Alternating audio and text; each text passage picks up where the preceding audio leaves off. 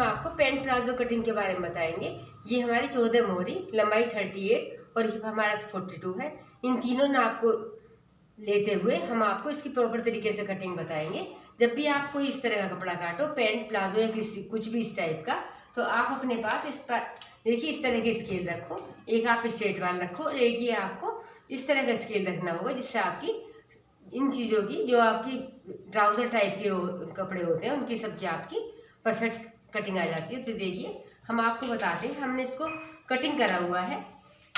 देखिए ये हमारी इलास्टिक है, इसका भी हम नाप का तरीका बताएंगे। ये हमारी टेप पट्टी है और ये हमने इसके लिए कोई कपड़ा काटा है और ये हमारी पॉकेट है।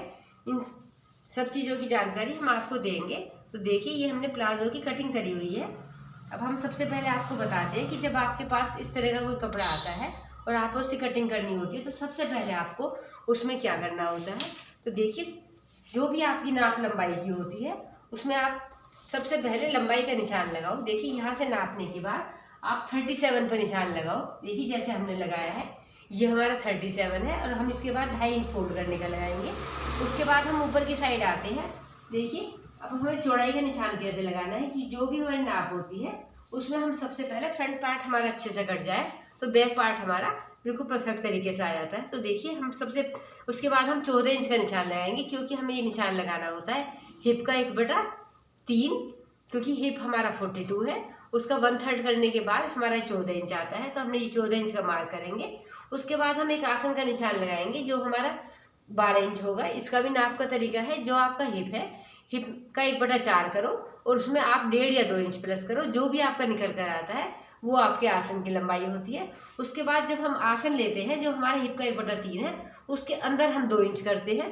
2 इंच अंदर करने के बाद हम ये 1.25 इंच की राउंड शेप करते हैं और फिर हम इसकी ऊपर की यहाँ पर आते हैं। देखिए जब हम ये निशान लगा लेते हैं तो हम यहाँ से 1.5 इंच का एक निशान लगाते हैं और 1.5 इंच का निशान लगाने के बाद हम इसको इस तरह डाउन करते हैं। देखिए क्योंकि फ्रंट पार्ट हमारा अंदर की तरफ से डाउन करा जाता है, तो हमारी ये फ्रंट पार्ट की ड्राफ्टिंग होती है। और उसके बाद हम इसमें प्लेट डालने का तरीका बताते हैं। जो भी आप नाप की बस्ती है इसे आप पूरा चेक करो, उसके सेंटर में एक निशान लगाओ और ये प्लेट का निशान आप 5.5 इंच का लगाओ, तो ये आपकी प्लेट पड़ जाती है। देखिए जैसे हमने ये यहाँ पर डाली हुई है और प्लेट को आधा इंच इधर और आधा इंच इधर, इस तरह की प्लेट होगी हमारी प्रॉपर 1 इंच की प्लेट होती है।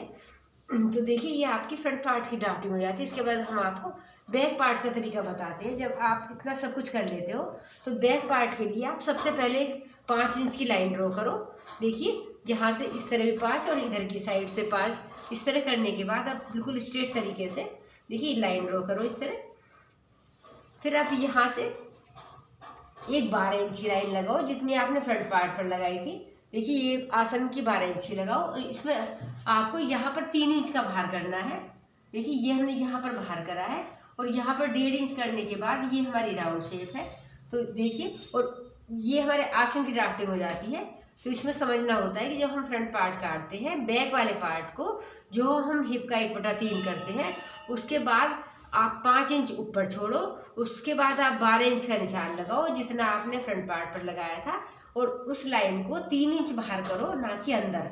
हम फ्रंट पार्ट में अंदर की तरफ को करते हैं और बैक वाले पार्ट में हम 3 इंच बाहर करते हैं। तो आपकी ये आसन की बिल्कुल परफेक्ट तरीके से कटिंग हो जाती है। इसके बाद हम आपको बताते हैं, हमने देखिए आगे वाले पार्ट को हमने यहाँ से डाउन करा था, तो हम पीछे वाले पार्ट को देखिए इधर की साइड से डाउन करेंगे। यहाँ से हम 1.5 इंच लगाएंगे।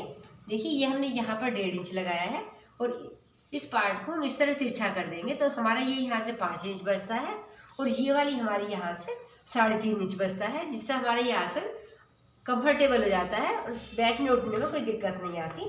तो देखिए हमारी ऊपर की पूरी ड्राफ्टिंग हो जाती है। इसके बाद हम आपको बताते हैं, जो हमने यहाँ से 3 इंच लगाया था, ये हमारा 3 इंच है, तो हम नीचे की साइड आएंगे। देखिए हम नीचे की साइड आने के बाद यहाँ से 1.5 इंच का निशान लगाएंगे। देखिए यहाँ 1.5 इंच लगाते हैं और ऊपर आसन के पास 3 इंच लगाते हैं। इस तरह लगाने के बाद फिर आप ये वाला स्केल लो, देखिए, और इसका छोटा वाला पार्ट आप नीचे की तरफ करो और आप इस तरह ये लाइन डालो। देखिए ये हमारी बिल्कुल अच्छे से लाइन डलती है। यही हमने अंदर वाले पार्ट में डाली थी। तो देखिए दोनों शेप हमारी बिल्कुल अच्छे से आ जाती हैं। और इसके बाद हम आपको बताते हैं कि इसमें हमें यहाँ से बिल्कुल स्ट्रेट रखना है। क्योंकि हमें ये 14 इंच के पैर वाला है, इसलिए हम इधर से कोई कटिंग नहीं करेंगे, हम यहाँ से बिल्कुल मिला के रखेंगे। इतना सब करने के बाद हम आपको पॉकेट का भी तरीका बताते हैं कि पॉकेट लगाने के लिए आपको कितना इंच का निशान लगाना होता है। देखिए, यहाँ से आप 1-2 इंच का निशान लगाओ और उसके बाद हाथ डालने के लिए 5.5 इंच का निशान लगाओ। तो ये आपका पॉकेट वाला पार्ट है, ये आपका सिलाई अटैच हो जाती है। देखिए, ये हमारा यहाँ से सिल जाता है और ये हमारा हाथ डालने वाला पार्ट है। ये सब ड्राफ्टिंग हमने आपको बताई है। इसके बाद हम आपको बताते हैं टेप पट्टी और जेब का तरीका। देखिए, जेब का हमारा ये तरीका है, जब आप जेब कटिंग करो तो इसकी लंबाई चौड़ाई आपको लेनी होती है। देखिए, ये आप 14 इंच लो और ये नाप आपकी 7 इंच है। यदि आपका कोई पतली पैंट है तो आप उसको 6 इंच और ये 12 इंच ले सकते हो, पर ये नॉर्मल नाप हम आपको बता रहे हैं कि इसकी लंबाई 14 इंच और चौड़ाई इसकी 7 इंच होती है।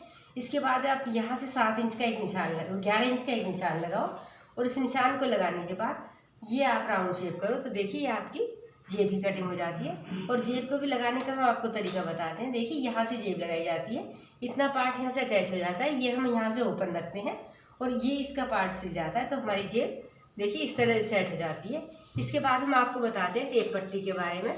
देखिए, ये हम एक 4 इंच की पट्टी काटेंगे जो हमें बेल्ट के लिए लगानी होगी और इसके लंबाई निकालने का तरीका है, जो भी आपका ये पार्ट बचता है। देखिए, जैसे हमारा ये पार्ट यहाँ से हम इसको चेक करते हैं, ये हमारा 12 इंच है तो हम इससे 2 इंच कम निकालेंगे, क्योंकि 1 इंच हमारा यहाँ पर सिलाई में आ जाएगा और एक हमारा बैक साइड में।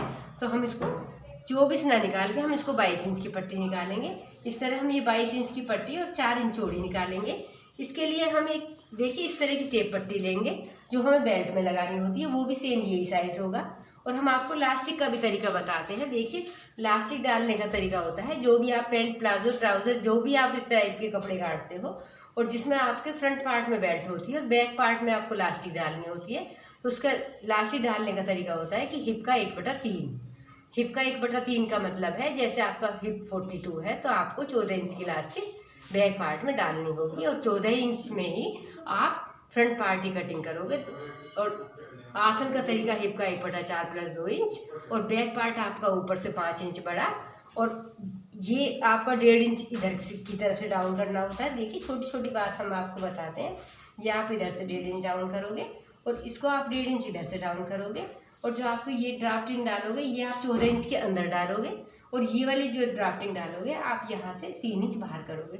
तो ये छोटी छोटी बातों की जानकारी आप देखिए समझते हुए, छोटी छोटी बातों को लेते हुए आप पैंट की कटिंग करो या ट्राउज़र की कटिंग करो, तो आपकी बिल्कुल परफेक्ट तरीके से ड्राफ्टिंग होगी और उसके बाद आपकी कटिंग भी अच्छे से आएगी। तो फ्रेंड्स, हमने ये आपको बहुत अच्छे से पैंट प्लाजो की ड्राफ्टिंग और कटिंग का तरीका बताया है।